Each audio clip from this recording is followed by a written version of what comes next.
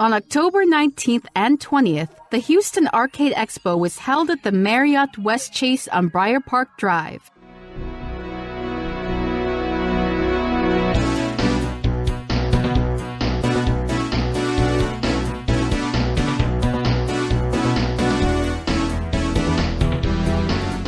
People of all ages, men, women, children, boys, and girls attended the event. The number of companies being represented here is unreal. We got stuff from Nintendo, Capcom, Konami, Sega, Atari, Taito, Midway, Incredible Technologies. Probably missing a few. I could do for a little bit more Konami representation, but this is the most arcade games I've seen since Disney Quest. The expo featured hundreds of arcade cabinets and pinball machines. I don't know if you follow pinball machines, but I was surprised to see this because this is a really old machine. Yeah, I'm actually not super familiar with pinball stuff at all. Yeah, that was part of the reason I wanted to go here. This is from the 60s, I believe. Okay. Yeah. Behind Space Invaders, Bubble Bobble's probably the best known Taito game.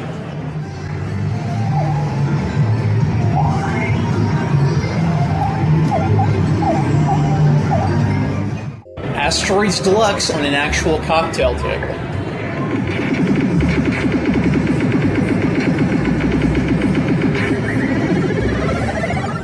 This is Kangaroo by Atari. I'm not really familiar with this game. We got some Capcom classics. Commando, Ghosts and Goblins, and Final Fight. This Final Fight is in a new cabinet, new monitor, new buttons, new stick. And you can play all these on Capcom Classics Collection even. Virtua Fighter. Predating even Tekken and Soul Calibur, Virtua Fighter was a revolutionary 3D fighting game. There is nothing like it in 1993.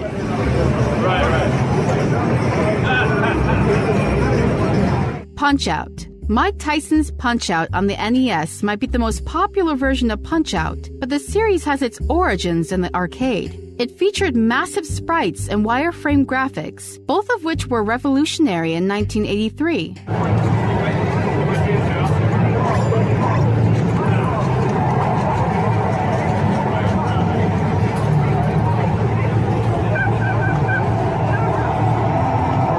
Versus Hogan's Alley, the arcade version of Nintendo's light gun target shooting game.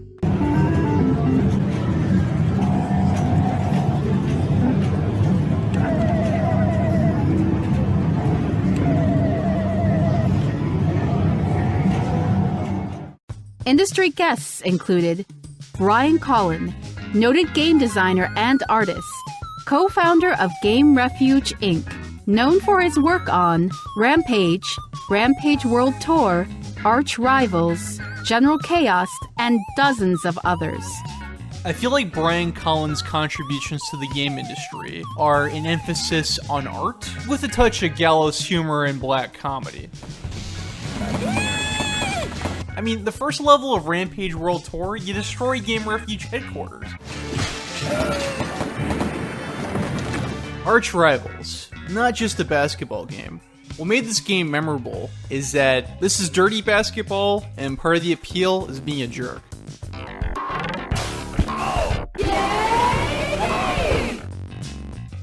Ed Fries, co-founder of the original Xbox. A few of these cabinets were multi-machine systems. Combined with the several game consoles and PCs in the convention center, guests had, no exaggeration, thousands of games to play during the weekend.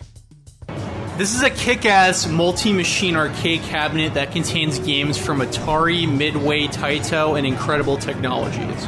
Return of the Invaders. I've only seen that in an arcade once. Consoles and console games of note. Typing of the Dead. A twist on Sega's House of the Dead, this is a typing game for the Sega Dreamcast with zombies in it. It's pretty violent for an educational game. Famicom Disk System.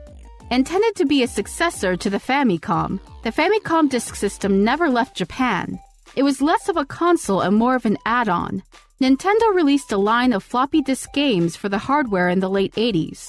Notable titles were The Legend of Zelda, Metroid, Kid Icarus, Famicom Grand Prix, Famicom Detective Club, Doki Doki Panic, Castlevania, The Mystery of Murasame Castle, and hundreds of others.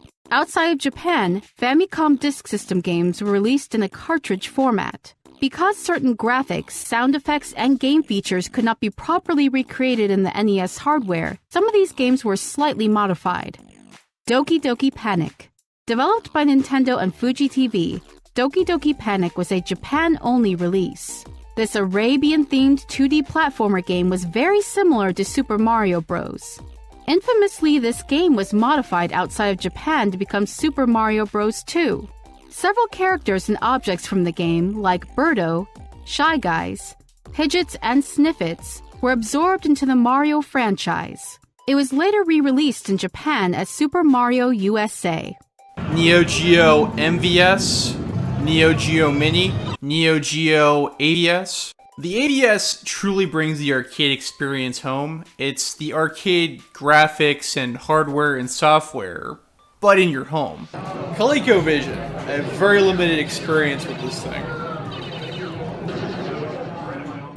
A few games featured at Houston Arcade Expo were import titles never officially released in the US. Sexy Parodius. None of the Parodius games were released in America, but the fifth game in the Parodius series was never released outside of Asia. This nutty shooting game by Konami had several of their characters travel through wacky madcap stages with the occasional partial nudity and mild sexual themes.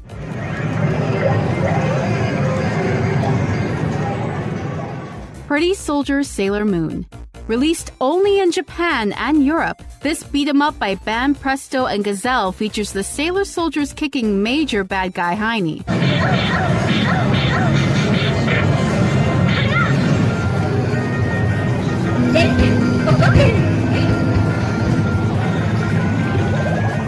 Puli Rula. In Puli Rula, magic-wielding brother and sister duo Zack and Mel go on a strange adventure to fix the flow of time.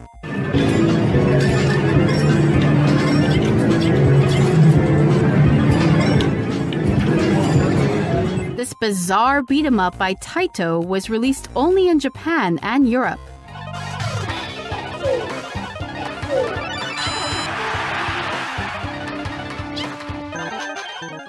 Indie developers.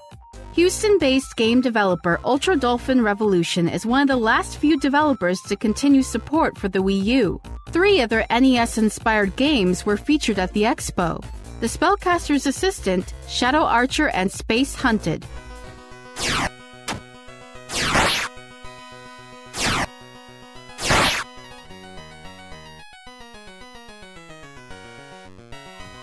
Conjoined. The Atari 2600 might have been discontinued in 1992, but that didn't stop Gemintronic from creating a new game for it. Released in 2016. I saw people of all ages crowding towards the centipede and the millipede machines, so it's good to know that people still like those. Rampage was consistently busy. There was competitive gaming, but that was a VIP affair, so I only saw it from a very far distance.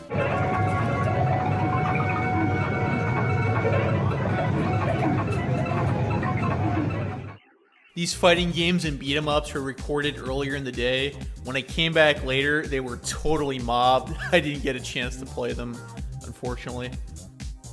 All in all, the thing was a very positive experience for me. I met a lot of cool people, saw a lot of neat games that you don't see every day, and I can't wait to come back next year.